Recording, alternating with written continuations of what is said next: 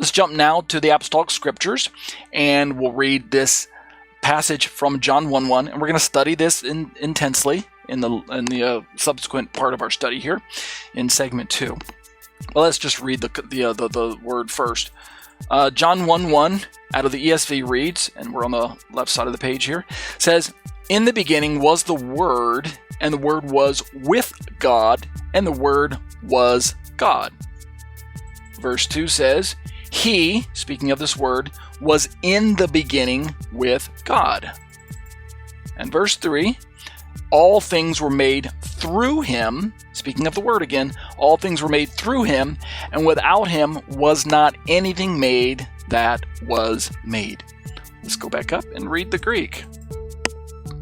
Over on the right side of the page, this is the Greek Study Bible, which is actually the Society of Biblical Literature's Greek New Testament, otherwise known as the SBL GNT. The Greek says, "In arche, ein halagos, kai halagos, ein proston theon, kai theos, ein halagos." Verse 2 says, "Hutos, ein in arche, proston theon." And verse 3 says, "Panta di autu, egeneto, kai chorus autu, egeneto, ude, hen ha gegonin." And as I mentioned, we're going to break some more of this down later on in the study. But for now, let's turn to one more liturgical passage that I want to bring to your attention. And this shows how that the John passage, where in Greek, when it says en arche, the first two words in the Greek right there, en arche, in beginning, literally in the Greek, but in the beginning, as we supply the missing article, but it's there by context because it's a beginning that John is pulling from a reference already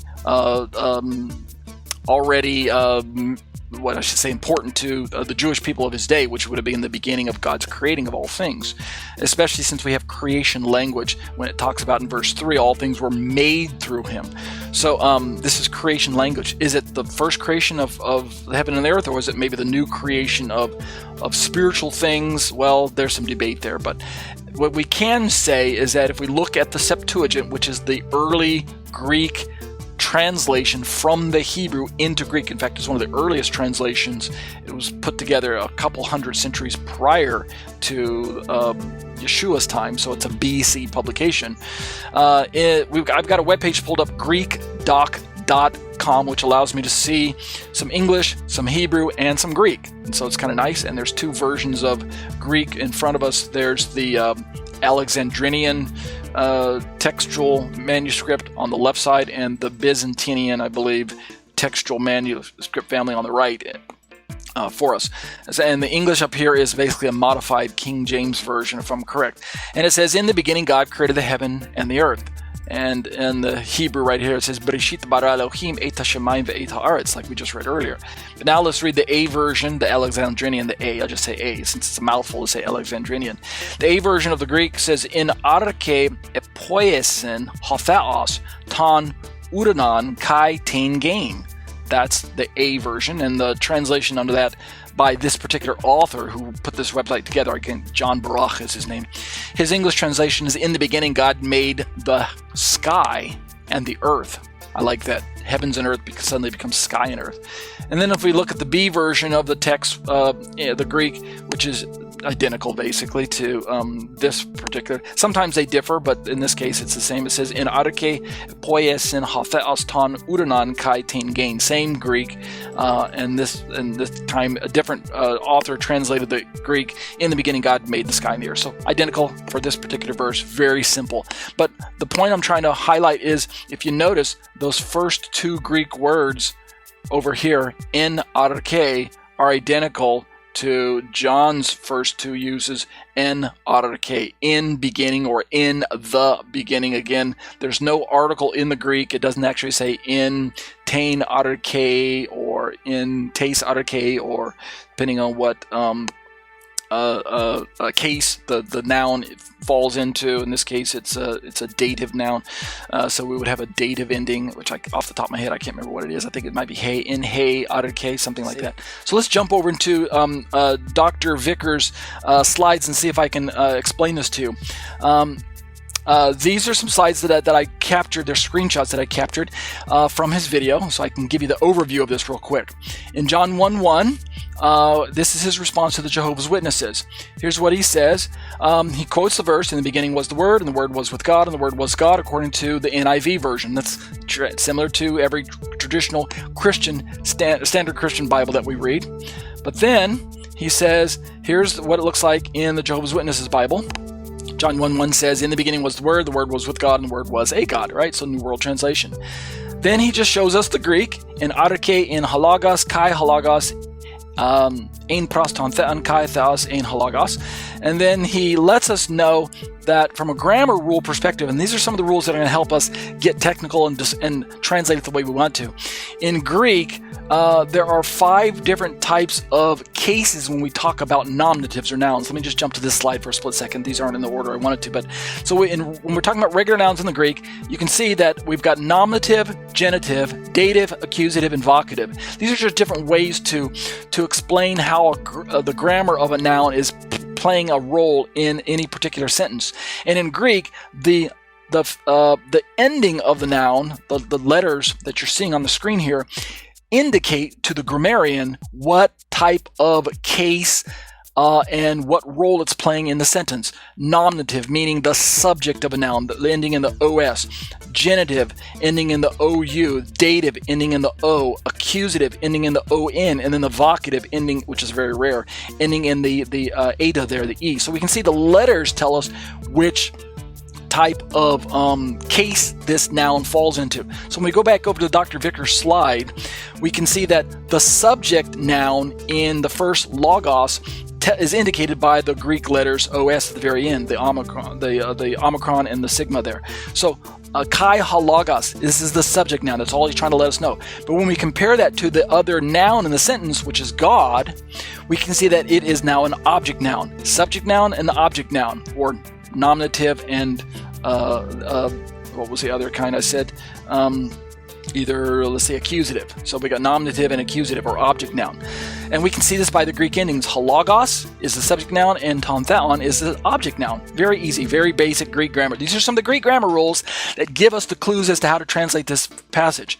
Moving on very quickly, Dr. Vickers alerts us to the fact that if, for instance, the object noun did not have a definite article, it would still be the object noun, even without the definite article. It's because of the ending, right? It's that case ending. It's that ON as opposed to the OS, which tells us, even with or without the definite article, in the Greek, we can identify which is the subject and which is the object, so we can know which is the correct syntax, the word order in which to put it.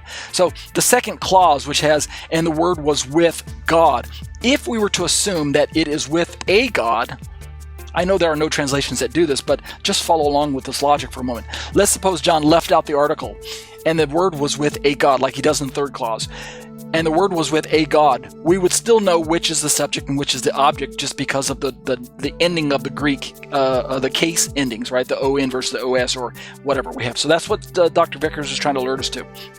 Fortunately, John doesn't leave out the article. So that's the next slide. And then he moves on to let us know that we can now compare the subject noun and object noun to the third clause, right? We can see instantly that logos and theos have the same case ending, which means that they're both nominatives. And this brings up an interesting choice for the translators. We suddenly have 2 subject nouns in one sentence. And theos, ein halagos, kai theos, ein halagos. And a subject noun was a subject noun. Typically, normal sentences have subject noun and object noun, or subject noun and dative, or subject and genitive, or something like that, or vocative. But suddenly now we have subject and subject. So what do the translators do? Which one becomes a subject and which one becomes an object? That's the discussion that's on the table at the moment. What did the Greek writers do?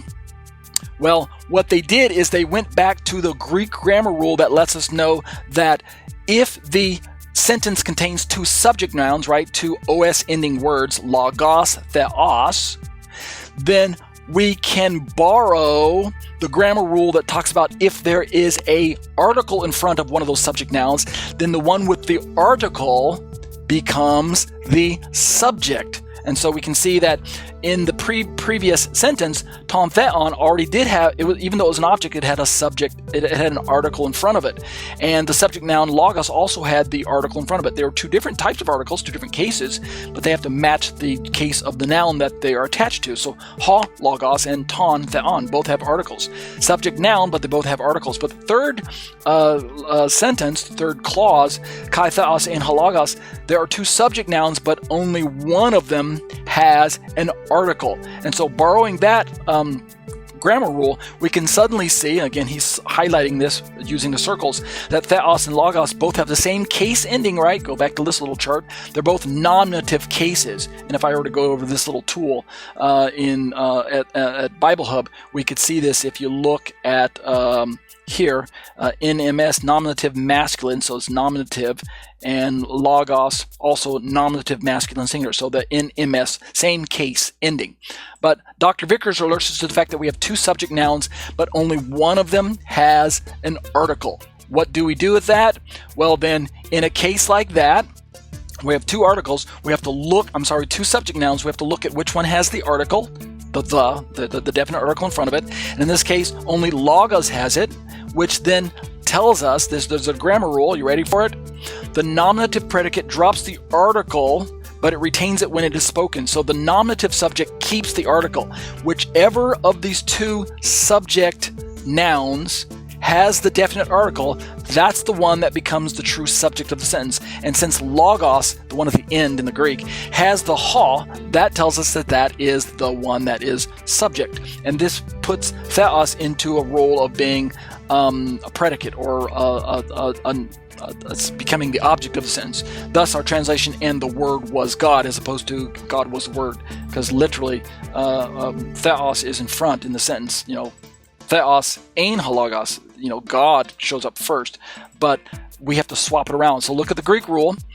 The nominative subject keeps the article. So logos becomes the nominative subject. Theos ein halogos, God shows up first, but we have to swap it around. So look at the Greek rule. The nominative subject keeps the article. So logos becomes the nominative subject. But we'll look at this other Greek rule. When we're writing Greek, the nominative predicate drops the article. So the predicate, that is the object, whichever word is the object, in this case it's theos, it drops the article so that we can know which one is subject, which one is object. The predicate or the object drops the article. There's nothing in front of theos, but it retains it when it's spoken, so that literally we could say, and the word was the God. If we wanted to get hyper literal, we could say it that way, but we wouldn't write it that way in Greek. Thus, we have now, Dr. Vickers reminds us, we have 1, 2, 3, 4. This is the word order that we should be reading it. Kai, ha logos, ein, theos, 1, 2, 3, 4, and the word number 1, the word number 2, 3, ein, theos, 4, and the word was God. And again, the nominative predicate drops the article in the written Greek. This is the grammar rule, but it retains it when we speak it, or when we think it, when we understand that Greek's trying to let us know that John is linking this subject and object to one another.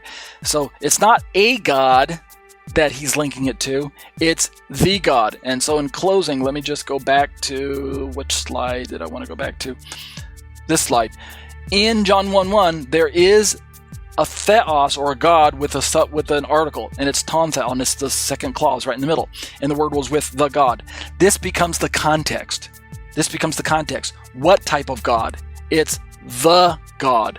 Therefore, in the third clause, and the word was with, we don't have to say a God like the New World Translation. We can say the word was with the God. We can say that even though John doesn't write that. The point I'm trying to make in closing is that John doesn't have to put an article in front of God here to let us know that he's, by context, still referring to the God that he is going to use the article in front of everywhere else.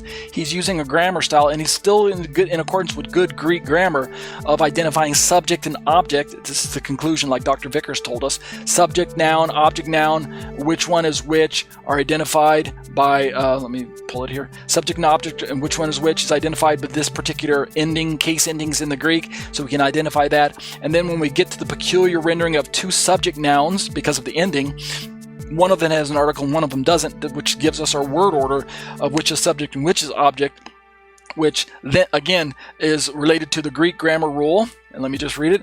The nominative predicate or predicate nominative, that is the object part of a sentence, drops the article in this particular style of writing. And we can see this in other places in the New Testament. It's not unique to John. The nominative predicate drops the article when it's written, but it retains it when it's spoken. So in writing, kai theos ein halagos, and God was the Word. It's the Greek order. But when we speak it, it's and the Word was the God, or the Word was God. Which God? The Word was the God. Which God? The God who was already mentioned in the previous clause, ton, theon, right there.